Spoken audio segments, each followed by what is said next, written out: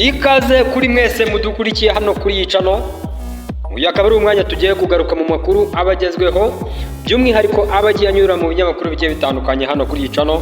Nk'ibisanzwe nge muri kumwe ni David ifatanyije na mugenzi wanjye Kamanzi Frank. Rero amakuru yacu reka tuyohere hano, aho batubwira ko umunyapolitiki agatorwa utavuga rumwe n'umutegetsi bw'u Burundi yatangaje ko nta mpamvu yakabaye ituma ingabo z'igihugu cyabo zikomeza kurwanira mu ntambara ibera mu burasirazuba bwa Repubulika Iharanira Demokarasi ya Kongo.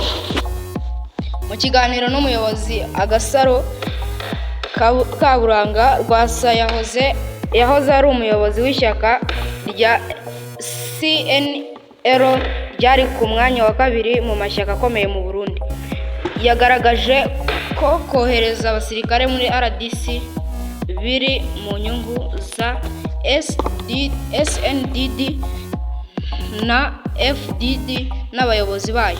Yagize ati, nje ntekereza ko ukwinjira ku Burundi mu ntambara ya Kongo biri mu nyungu z'ishyaka riri ku butegetsi n'abategetsi, ntabwo biri mu nyungu z'abarundi. Uyu munyapolitiki yasobanuye ko niba koko ingabo z'u Burundi zaragiye gutabara Repubulika Iharanira Demokarasi ya Kongo, zagombaga kugenda zambaye impuzankano yazo aho kwambara iz'abanyekongo, nk'aho ibikorwa zirimo binyuranyije n'amategeko. Ati, mu by'ukuri nta nyungu u Burundi bufitemo, kuko cyabujije intambara kurushaho gukomera kugera n'aho yegera imipaka y'u Burundi ivuye ruguru muri Kivu y'Amajyaruguru, kure cyane y'u Burundi. Leta y'u Burundi isobanura ko ingabo kugira ngo zirwanye imitwe yitwaje intwaro iyirwanya kandi ikorera mu ntara ya Kivu y'Amajyepfo nka Red Tabara, Foreb na FNL. Agatorwasa yavuze ko ibyo ari urwitwazo, kuko ingabo z'u Burundi ziba zaragiye kurwanya iyi mitwe koko, ntacyo zari kujya gukora mu ntambara ya Kivu y'Amajyaruguru.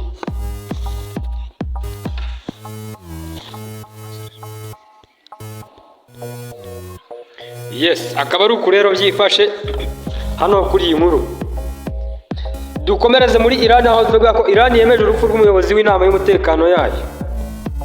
Leta ya Iran yemeje ko umunyamabanga w'inama y'umutekano yayo Dr. Ali Larijani yiciwe mu gitero ingabo za Israel zagabye Tehran mu ijoro ryo kuwa 16 rishyira kuwa 17 Werurwe umwaka w'2026.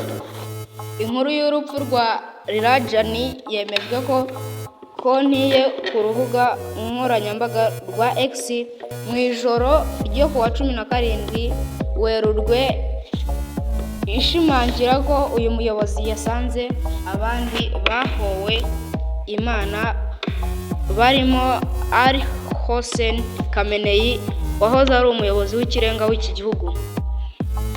Ubutumwa bwatangirijwe kuri iyi konti bugira buti, abaturage ba Irani, abasilamu n'ababohowe bose ku isi, umukozi w'Imana yanze umwami nk'uwahowe ukwemera.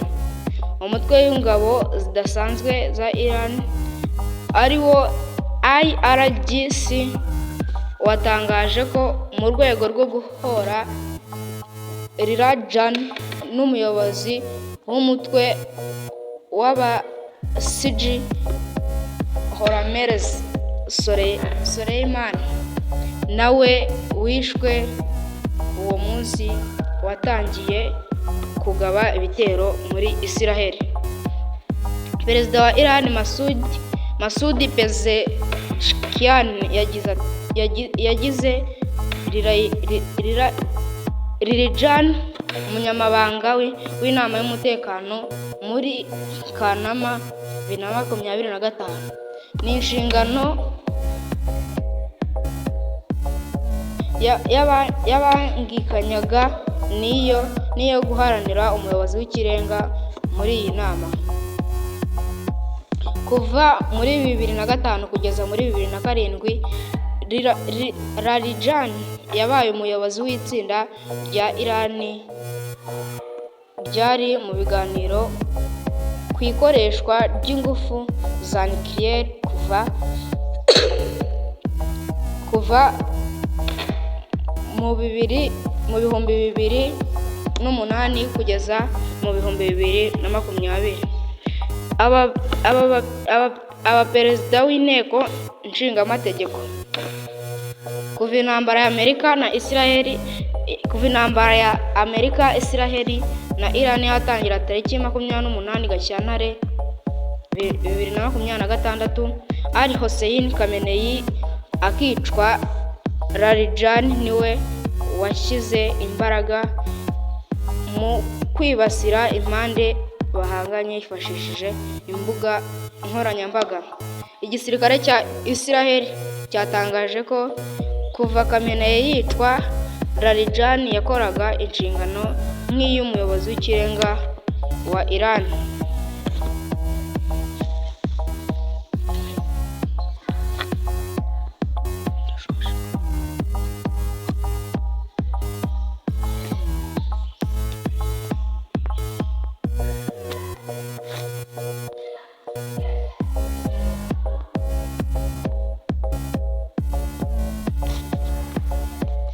Dukomereza hano muri Botswana, aho yahakanye gucumbikira ikigo cya gisirikare cya Amerika. Guverinoma ya Botswana yatangaje ko nta kigo cy'ingabo za Amerika kiri muri Tebefwatwa, ahubwo ikigo gihari ari icy'ingabo z'igihugu zirwanira mu kirere. Itangazo rya Minisiteri y'Ingabo za Botswana rivuga ko Botswana nta kigo cy'ingabo za Amerika ifite. Riti ikigo cy'ingabo zirwanira mu kirere cya Tebefwatwa gikoreshwa kandi kikagenzurwa na guverinoma ya Botswana binyuze mu ngabo za Botswana arizo DBF. Iki kigo gikora mu nyungu za Botswana mu guhangana n'ibibazo bitunguranye, gufasha mu bikorwa byo kugarura amahoro mu karere n'ibikorwa by'ubutabazi, no gufasha ingabo zacu guhora ziteguye. Hari hashize iminsi ibitangazamakuru mu mahanga bigaragaza ko ikigo cya gisirikare cya Tebefwatwa ari icy'ingabo za Amerika. Guverinoma ya Botswana ivuga ko ingingo zirimo umutekano w'igihugu abantu bakwiye kuzivugaho bashingiye ku makuru n'ibimenyetso birinda gushingira ku bihuha. Yagize iti ibinyoma by'umwihariko iyo byambukiranyije imipaka bishobora guteza amakimbirane atari ngombwa mu baturage cyangwa mu bihugu bituranye.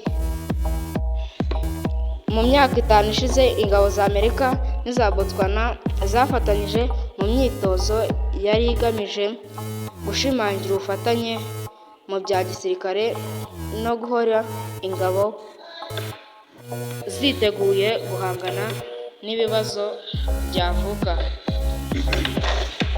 Yes, akaba ari uku rero byifashe hano muri iki gihugu